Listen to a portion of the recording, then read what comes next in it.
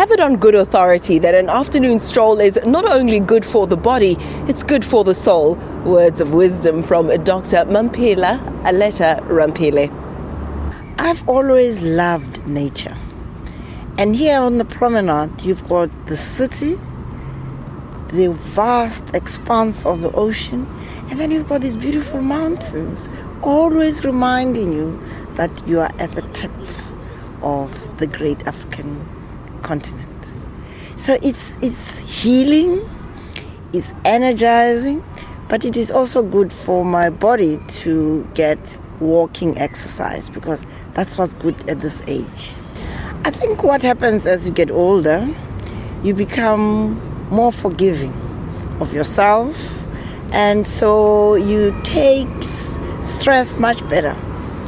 You accept that there will be periods in your life where things are very stressful, but then what you have to do is what I do, which is take a deep breath, go for a long walk, and remember that the ocean keeps moving, whether you are there or not there. So there is a higher force, higher than you, that you have to always say to yourself, I'll do my best. The rest I leave to the one who sent me to do what I'm doing. One of 7 children, Mamphela Ramphele was born in 1947 in the village of Agang in Limpopo.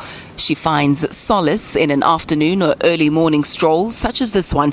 However, it seems that's not the only thing that lifts her spirits. I grew up in a family of singers. My father was a choral master, my mother was a soprano singer.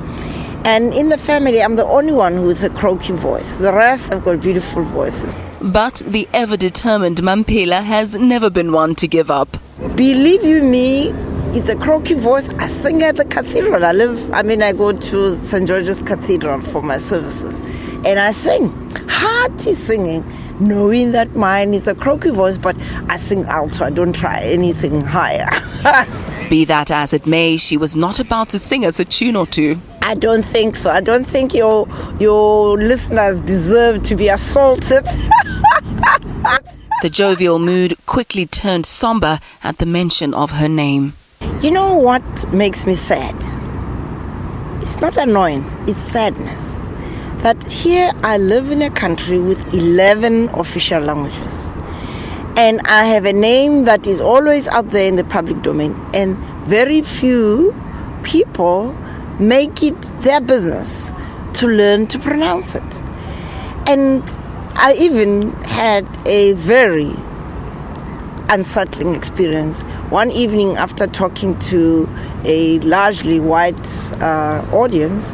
As I'm walking out, one very loving and gentle old man says to me, you know what, you should have an English name, because I think you'll be more popular with your English name than people struggling with your name. This is in South Africa in 2013, that a white person can feel that they don't have the energy, the time, the care to learn to pronounce my name. Instead, I must have an English name. I said, colonialism, here we go.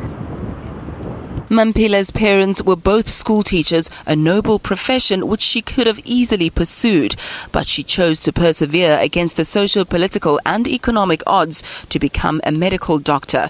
She would later take on roles such as community development practitioner, civil rights activist, academic, university administrator, author, successful businesswoman, and now politician.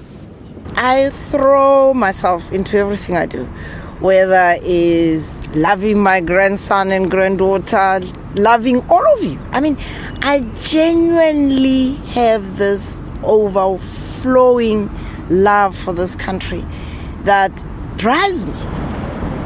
But it all came at a cost. She lost her fellow activist and father of her son, Steve Biko, who was killed by the apartheid regime.